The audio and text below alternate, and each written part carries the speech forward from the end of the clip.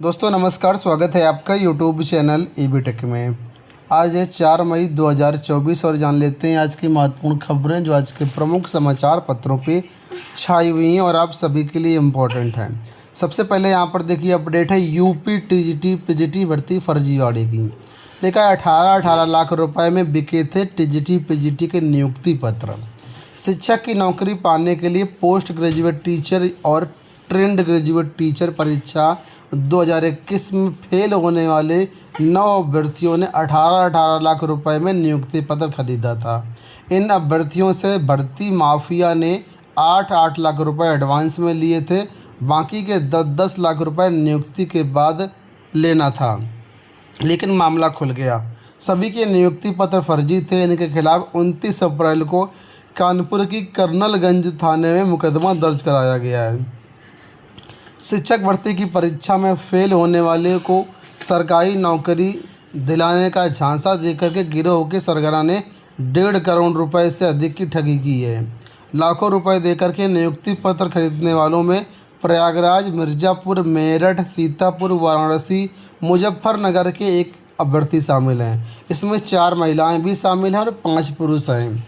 सभी संपन्न परिवार से हैं। कुछ महिलाओं के परिवार के लोग शिक्षक भी हैं। भर्ती माफिया ने शिक्षक बनने के लिए उन्हीं लोगों को चुना जो पीजीटी टीजीटी 2021 की परीक्षा दिए थे। प्रतीक्षा सूची से चयन के समय उसने नियुक्ति पत्र जारी किया जिससे किसी को शक भी ना हो। माध्यमिक शिक्षा निदेशालय में जुलाई से सितंबर तक पीजीटी टीजीटी 2021 की प्रतीक्षा सूची से रिक्त पदों के सापेक्ष चयन हुआ। उस दौरान भर्ती माफिया ने नियुक्ति पत्र कानपुर भेजा। दिसंबर से वहां पर नियुक्ति दी जाने लगी। 2 महिलाएं नियुक्त हो गईं और शिक्षण कार्य करने लगी। अप्रैल में चयन बोर्ड से प्रमाण पत्रों का सत्यापन शुरू हुआ तो फर्जीवाड़ा सामने निकला। फर्जी नियुक्ति पत्र से नौकरी पाने वालों ने बताया कि 18 लाख रुपए में बात तय हुई थी। नियुक्ति से पहले 8 लाख रुपए दे दिया गया था, बाकी धनराशि नियुक्ति के बाद देनी थी। अब पकड़े गए तो खुद को ठगा हुआ महसूस कर रहे हैं। इनके पैसे भी गए और मुकदमा भी हो गया है। भर्ती माफिया तक पहुंचने के लिए पुलिस जांच कर रही है। फर्जी नियुक्ति पत्र जारी करने वाले के तार शिक्षा विभाग से जुड़े हुए हैं। आसार है कि उसमें कई और लोगों को ऐसे ही ठगा होगा। इन सभी के लिए सभी जिलों में जांच शुरू हो गई है। तो ये हाल है शिक्षक भर्ती में। देखिए आप लोग किससे फर्जीवाड़ा लोग करते हैं और 18 लाख रुपए में जो है नियुक्ति पत्र की ये बात हुई और कितना बड़ा भंडाफोड़ हुआ। नए शिक्षा सेवा चयन आयोग को लेकर के एक बड़ी अपडेट आपके सामने है कि नए आयोग के कार्यवाहक अध्यक्ष 8 को करेंगे बैठक। नवगठित उत्तर प्रदेश शिक्षा सेवा आयोग के अध्यक्ष यानी कार्यवाहक अध्यक्ष और प्रमुख सचिव उच्च शिक्षा MP अग्रवाल पहली बार 8 मई को आएंगे। वो सुबह करीब 11 बजे आयोग पहुंचेंगे और सदस्यों के साथ बैठक करेंगे। इसके बाद उच्च शिक्षा निदेशालय का निरीक्षण कर अधिकारियों के साथ बैठक करेंगे। उसी दिन फ्लाइट से लखनऊ लौट जाएंगे। सूत्रों के अनुसार नए आयोग में मुख्य रूप से व्यवस्थाएं सुचारू करने पर जोर रहेगा। सचिव, परीक्षा नियंत्रक समेत अन्य नियमित अधिकारियों की जल्द नियुक्ति, दोनों आयोग के कर्मचारियों का समायोजन, आवश्यक पदों का सृजन, पूर्व से लंबित मुकदमों के त्वरित निस्तारण पर चर्चा होगी। आयोग में पुराने रिकॉर्ड बहुत अधिक है, उसका भी निस्तारण करवाया ना है। आयोग परिसर के विस्तार को लेकर के भी चर्चा की उम्मीद बताई जा रही है। उत्तर प्रदेश माध्यमिक शिक्षा सेवा चयन बोर्ड का नया भवन बनने से पहले पीछे जिस हॉस्टल में कार्यालय संचालित था उसका रंग रोगन और साफ सफाई के लिए भी उसे आयोग के कार्यों में इस्तेमाल करने पर विचार चल रहा है। प्रमुख सचिव के आगमन से पहले 7 मई को विशेष सचिव गिरिजेश त्यागी बैठक लेंगे। आयोग के सभी 12 सदस्यों के अलावा उच्चतर शिक्षा सेवा आयोग और चयन बोर्ड के अधिकारियों को भी उपस्थित रहने को कहा गया है। इससे पहले 28 मार्च को भी गिरिजेश त्यागी ने सदस्यों और अधिकारियों के साथ बैठक की थी। निर्देश पर उच्चतर शिक्षा सेवा आयोग के अधिकारी 1-2 दिन नए आयोग में उपस्थित रहे। वर्तमान में कोई खास काम नहीं होने के कारण सदस्य और अधिकारी नियमित रूप से नहीं आ रहे हैं। तो अब जो है दोबारा से ये बैठक करेंगे 8 मई को। और फिलहाल यहाँ पर जो है व्यवस्थाओं को लेकर के बात निकली है सामने कि जो व्यवस्थाएं हैं उन पर जोर होगा ज़्यादातर। ठीक है, तो फिलहाल जो कुछ भी अपडेट मिलेगी चैनल के माध्यम से हम आपको अपडेट करेंगे। फिलहाल बढ़ते हैं आगे।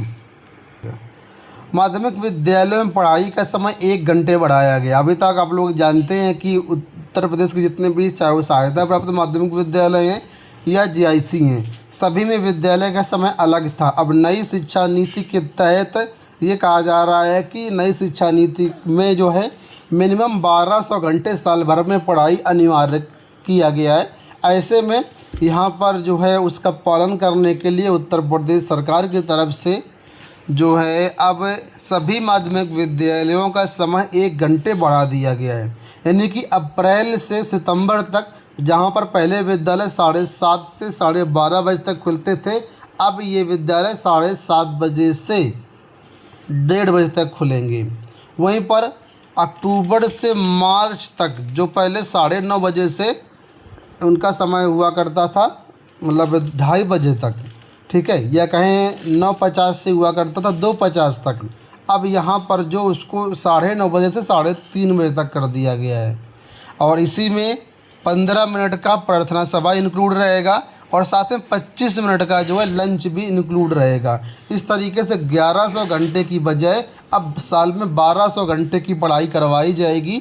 और अगर कहीं पर इससे कम क्लास चलती है तो फिर उनको अपने स्तर से जो है एडजस्ट करना पड़ेगा, ताकि साल भर में 1200 घंटे की जो पढ़ाई है वो पूरी हो पाए। तो ये है, सभी विद्यालयों का समय इस तरीके से बढ़ा दिया गया है 1-1 घंटा। लोक सेवा आयोग से अपडेट है कि चिकित्सा अधिकारी भर्ती के इंटरव्यू तीसरे सप्ताह से।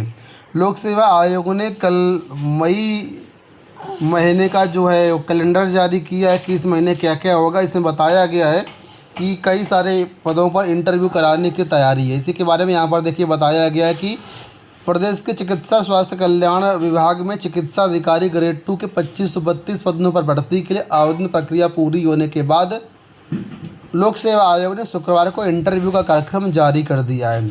ऑफलाइन आवेदन जमा होने के 2 दिन बाद आयोग ने मई के तीसरे सप्ताह में 3 विषयों का इंटरव्यू कार्यक्रम जारी किया है। तो जो भी अभ्यर्थी हैं वो अपना देख लीजिए। यहाँ देखिए अपडेट है कि गणित विज्ञान क्लब के लिए पहली बार कैलेंडर जारी।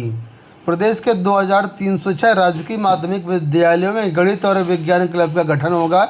इसके लिए समग्र शिक्षा माध्यमिक के राज्य परियोजना कार्यालय की ओर से प्रति विद्यालय 10,000 रुपये के हिसाब से 2,30,60,000 रुपये की धनराशि जारी हुई है।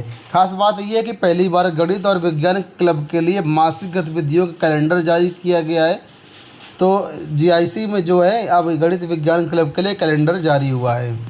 बिहार से देखिए यहाँ पर अपडेट है कि प्रदेश में जो है 28,140 मध्य विद्यालयों में रात्रि प्रहरी तैनात की जाएगी, यानी रात्रि प्रहरी की भर्तियां की जाएंगी। तो मध्य बिहार से अपडेट है कि यहाँ पर जो है 28,140 पदों पर जो है रात्रि प्रहरी की भर्ती होगी। यहाँ पर देखिए अपडेट है कि बी फार्मा की पढ़ाई सबसे महंगी 45,000 रुपये ट्यूशन फीस। रज्जू भैया राज्य विश्वविद्यालय के व्यावसायिक पाठ्यक्रमों में दाखिले के लिए प्रवेश प्रक्रिया शुरू होने के बाद फीस का भी निर्धारण कर दिया गया। इसमें जो बी फार्मा की फ़ीस जो है महंगी बताई जा रही है, जिसमें करीब 45,000 केवल ट्यूशन फीस है। वहीं 10,400 रुपये अन्य मद में फ़ीस लगेगी। इस तरीके से बी फार्मा के विद्यार्थियों को प्रवेश के समय 55,400 रुपये देने होंगे। तो बाकी अगर और भी कोई कोर्स जानना है कितनी फ़ीस है, तो इसी न्यूज़पेपर में सबकी फ़ीस दी गई। आप चाहें तो इसका स्क्रीनशॉट ले सकते हैं।